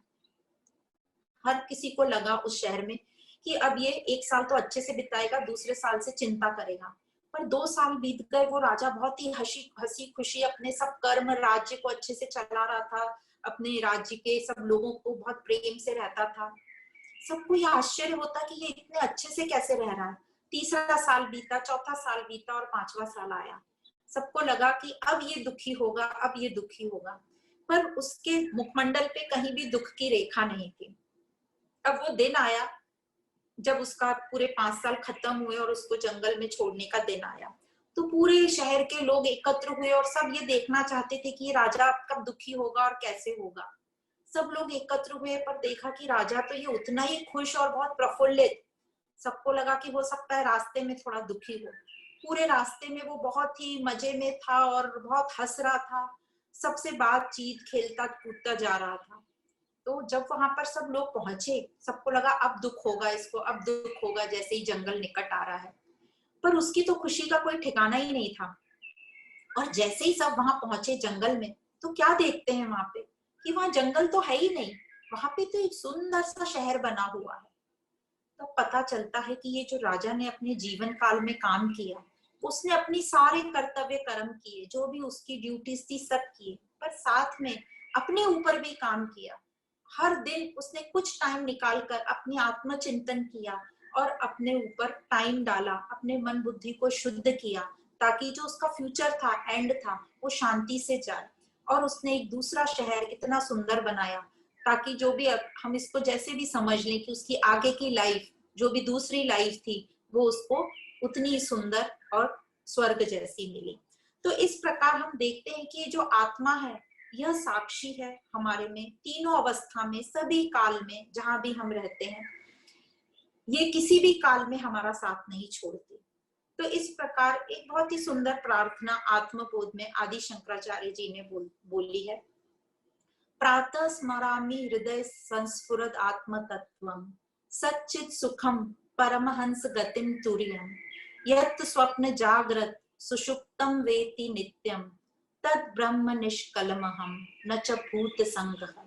मतलब जैसे ही यदि हम ये प्रार्थना समझ भी लें, समझ के भी करें, और हमें ज्यादा इसको डीप मीनिंग हमें नहीं भी पता हो, तो भी हमें एक आनंद की प्राप्ति होगी।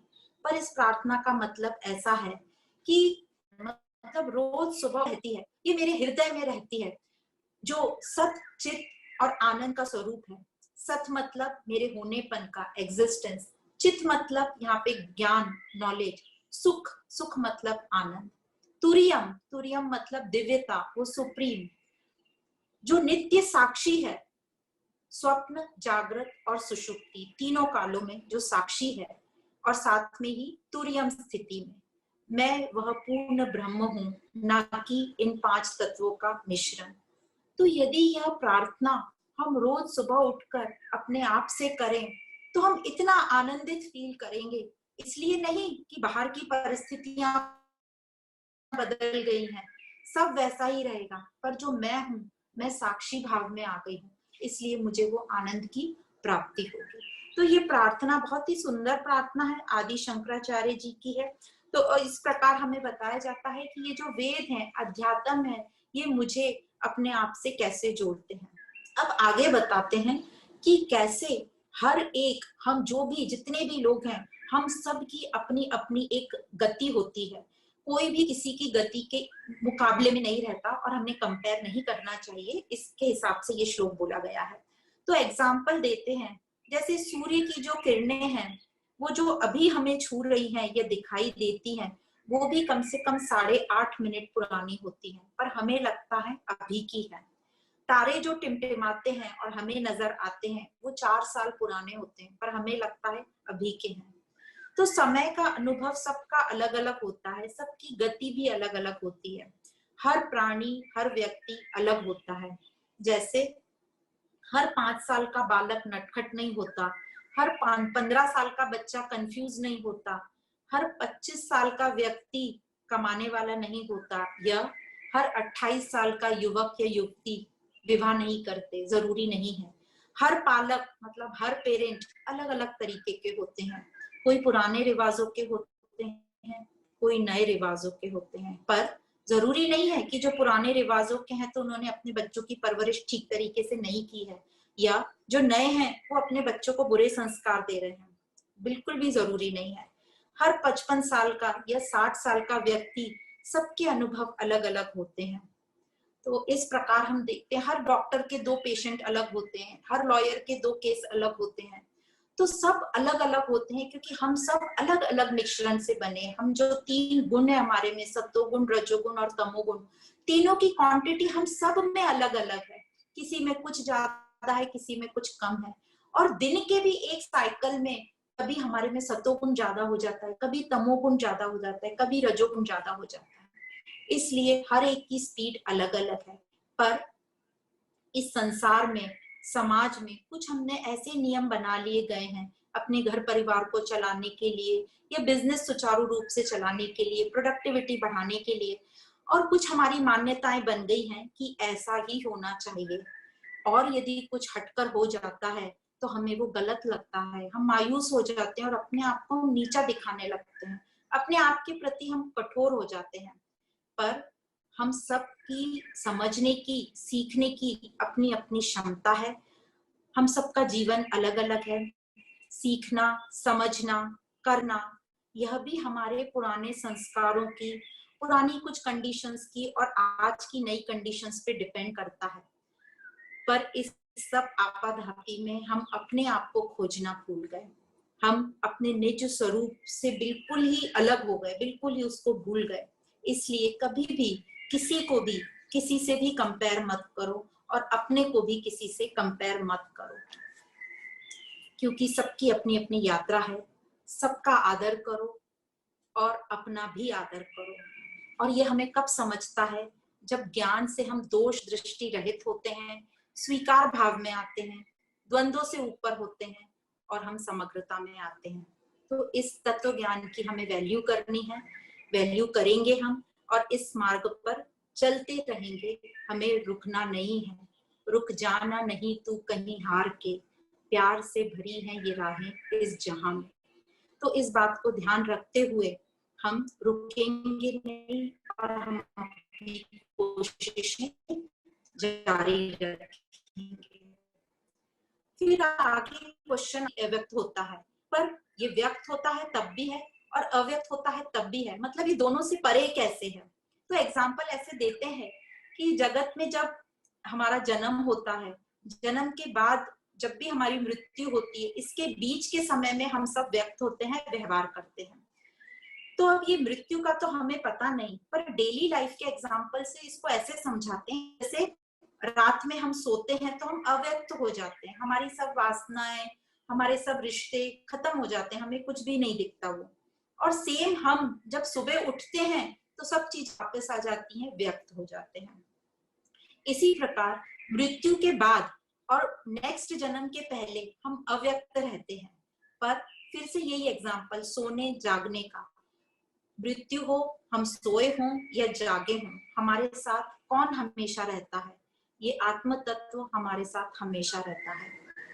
अब ये जो साइकिल है मृत्यु जन्म का, ये एंडलेस साइकिल है, चलता रहता है जब तक वासनाएं हमारी जीरो नहीं हो जाती। और इसी को बोलते हैं सर्ग और प्रलय। हमेशा एक चीज रहती है और वो मैं हूँ, मेरा स्वरूप है, आत्म स्वरूप है। उसको कोई भी फर्क नहीं पड़ता मैं अव्यक्त हूँ या व्यक्त हूँ, क्योंकि ये अनंत है, शाश्वत है, असीमित है, अनलिमिटेड है, सत्य है, अविनाशी है। तो इस प्रकार ये जो आत्मा जो हमेशा मेरे साथ रहती है, कभी नष्ट नहीं होती, यही आत्मा परमात्मा जगत का बेस है। और चारों वेदों में भी यही कहा है कि जो अक्षर ब्रह्म है यही मूल है। इसलिए हमारे जीवन का लक्ष्य है कि इसको जानना, अनंत की प्राप्ति हमारे जीवन का लक्ष्य है। उस सच्चित आनंद स्वरूप को मुझे जानना है, इससे बड़ी और कोई भी प्राप्ति नहीं है।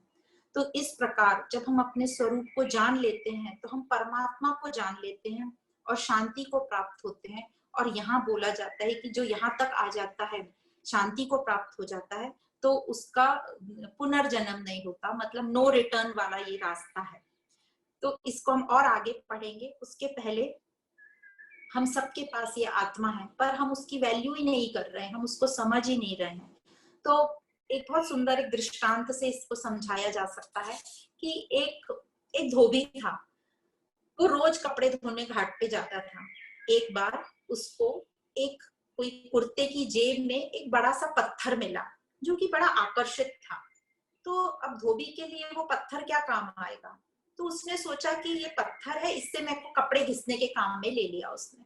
तो वो रोज ब्रश की जगह वो पत्थर से रगड़ता था कपड़े। 6 महीने बीत गए और उसने देखा कि ये जो पत्थर है इसकी शाइन कम नहीं हो रही, और अच्छा शाइन होता जा रहा है।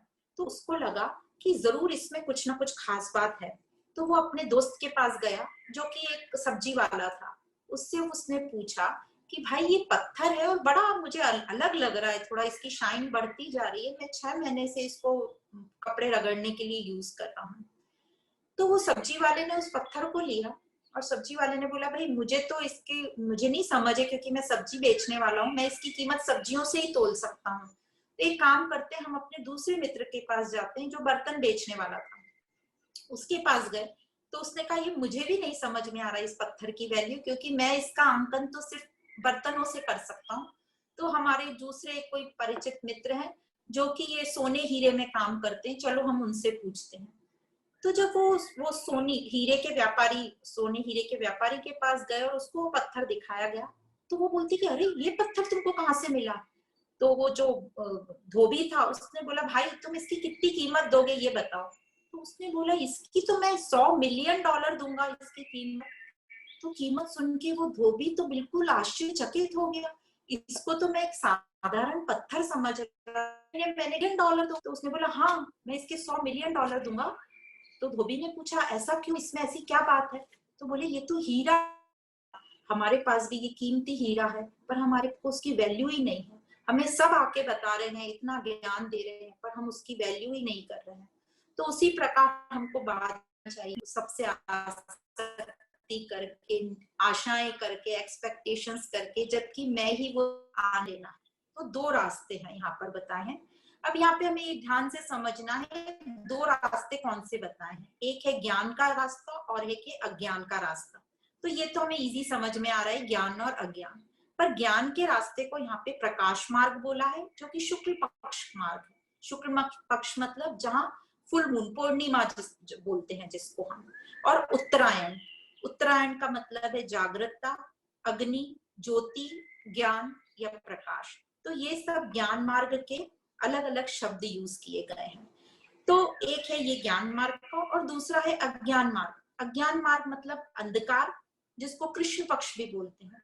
अब यहाँ कृष्ण का मतलब वो बंसी वाला या आत्मा वाला कृष्ण नहीं, कृष्ण का मतलब है यहाँ पे, कृष्ण का एक और मतलब होता है काला, अंधकार। तो यहाँ काले को अंधकार बोला है, तो कृष्ण पक्ष, जिसको हम अमावस बोलते हैं। जो दक्षिणायन जिसको बोला गया है, दक्षिणायन का भी मीनिंग है अज्ञान, रात्रि और धुंध, जो बहुत ज्यादा स्मोक हो जाती है उसको बोलते हैं ना धुंध, वो। तो ये दो रास्ते हैं, उत्तरायण, दक्षिणायन या शुक्ल पक्ष और कृष्ण पक्ष। अब ये जो भी रास्ता हमें अपनाना है वो शरीर में रहते हुए ही ये मार्ग पकड़ना है, शरीर त्यागने के पहले अंतिम वक्त में हम नहीं कर पाएंगे। तो जो भी कुछ हमें निर्णय लेना है अभी लेना है और उस मार्ग पे चल पड़ना है। अब जो प्रकाश मार्ग है, मतलब जो शुक्ल पक्ष का मार्ग है, उत्तरायण का, वह अब हमको अपने जीवन में शांति देता है, सुख और आनंद का अनुभव कराता है, और हमारा जीवन ही सुख शांति का रहेगा और हम इस मार्ग पे चलेंगे तो हमारा अंत भी डेफिनेटली अच्छा ही होगा और शांति का होगा। इस मार्ग पे चलने वाले जो लोग कर्म करते हैं, योगी लोग, वो निस्वार्थ भाव से और परमार्थ भाव से कर्म करते हैं। तो जब वो निस्वार्थ भाव से कर्म करते हैं तो उनको स्वर्ग लोक की प्राप्ति होती है। अब ये स्वर्ग लोक क्या है? स्वर्ग लोक मतलब कोई दूसरा, कोई अलग जगह नहीं है, यहीं पर, यही जीवन में उसको आनंद और सुख की प्राप्ति होती है। वो जो भी उसने अच्छे कर्म किए उसके रिजल्ट आते हैं। और ये सुख स्वर्ग लोक में मतलब सुख के टाइम भी ये अपना जो ज्ञान मार्ग पे चलते रहेंगे, अभ्यास वैसे ही करते रहेंगे, कर्म उपासना के साथ करते रहेंगे, तो उन्हें ब्रह्मलोक की प्राप्ति होती है। ब्रह्मलोक मतलब यहीं पर उसको और शांति मिलेगी और सुख मिलेगा, और वो कंटिन्यू रहा अपने अभ्यास में, ज्ञान, कर्म और भक्ति में, तो उसे कैवल्य मुक्ति मिलती है। कैवल्य मुक्ति मतलब आत्मा का साक्षात्कार उसे होगा, और यहाँ से वो नो रिटर्न वाली जर्नी में, मतलब पुनर्जन्म में नहीं आएगा, मोक्ष की प्राप्ति होगी। अब यदि कृष्ण पक्ष का हमने रास्ता लिया, दक्षिणायन का, तो इस मार्ग में तो अंधकार है, अज्ञान है, तो भय रहेगा, हमेशा हम दुखी रहेंगे, डर लगता रहेगा, विक्षेप रहेगा। ये मार्ग वाले जो साधक मनुष्य होते हैं, वो जो कर्म करते हैं वो स्वार्थ भाव से करते हैं, अहंकार भाव से करते हैं, और आसक्ति रहती है, अटैचमेंट, हर चीज में अटैचमेंट, और आशाएं दूसरों से, दोष दृष्टि रहती है। इसलिए वो जो भी, वो बोलते हैं मृत्यु लोक को प्राप्त होते हैं। मृत्यु लोक मतलब यहीं पर उनको दुख होते रहेंगे, और यही दुख की बात है कि हम डर डर के रह रहे हैं, हमें लोगों से एक्सपेक्टेशन है और हमारी एक्सपेक्टेशन पूरी नहीं हो रही, तो यही मृत्यु लोक है कि हम दुखी हो रहे हैं। अब कभी कभी ये स्वर्ग लोक तक चले जाते हैं, कुछ ये अच्छे भी काम करते हैं, कुछ दान पुण्य सेवा, तो स्वर्ग लोक तक जाते हैं, वहां के सुख को ये मजा लेते हैं फिर से, क्योंकि इनकी निस्वार्थ भाव से करने की आदत नहीं होती, स्वार्थ में रहते हैं, हमेशा दूसरों में दोष देखते रहते हैं, तो फिर से ये मृत्यु लोक में मतलब बार बार दुखी होते रहते हैं, फिर थोड़ा सा कुछ सुख अनुभव करते हैं, फिर दुखी होते रहते हैं। यहाँ पर लोक का मतलब अनुभव भी है, तो लोक कोई एक अलग सिटी या इस पृथ्वी लोक से अलग लोक नहीं है। लोक मतलब हमारे अनुभव, स्वर्ग लोक मतलब हम सुख का अनुभव करेंगे, ब्रह्म लोक मतलब हम कुछ अच्छा और शांति का अनुभव करेंगे। तो इस प्रकार ये दो मार्ग बताए हैं, उत्तरायण और दक्षिणायन, शुक्ल पक्ष और कृष्ण पक्ष। तो शुक्ल पक्ष है प्रकाश वाला मार्ग, और कृष्ण पक्ष है अज्ञान वाला मार्ग। तो हम सब क्या चाहते हैं? नेचुरली हम सब चाहते हैं कि हमारा जीवन प्रेममय हो, और यदि हम प्रेम और आनंद चाहते हैं तो आज से ही हमने इस मार्ग पर चलना शुरू कर देना चाहिए। अपने भीतर के प्रकाश को हमें उजागर करना है। और कब करना है? शुभस्य शीघ्रम, जैसे ही पता चल जाए वैसे ही करना है। तो जो योगी होते हैं वो इस साधना में लगे रहते हैं, पर जो हम, जैसे बोला पहले भी, हम क्या करते हैं, जो नहीं है हमारे पास उसको हमारी इच्छा रहती है कि वो मिल जाए, और जो हमारे पास है उससे हम अटैच होते रहते हैं। तो इस साइकिल को हमें छोड़ना है और आगे बढ़ना है। अब जो अज्ञान में रहते हैं, जो मृत्यु लोक में जाते हैं, मतलब हमेशा दुख वाला ही साइकिल उनको मिलता है, तो आदि शंकराचार्य जी ने यहाँ भी एक अच्छा श्लोक बोला है भज गोविंदम का।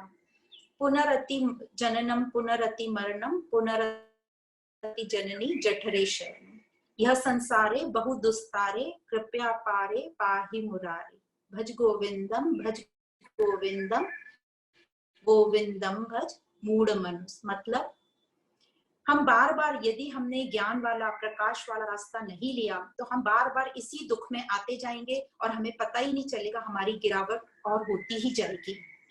इसलिए आदि शंकराचार्य जी ने तो आखिरी में बोला कृपया पारे पाही मुरारी, मतलब हे मुरारी मुझे बचा लो, मतलब ज्ञान के रास्ते में मुझे ले आओ। तो इसी प्रकार हमारे पास सामने ये ज्ञान का मार्ग है, तो हमने इसमें चलना चाहिए आनंद और शांति की प्राप्ति के लिए। और आखिरी में वो बोलते हैं कि गोविंदम भज मूढ़ मनुष्य, मतलब मूर्ख मनुष्य तू भज गोविंदम, मतलब मन को, सत्य को समझ और अपने आप से जुड़।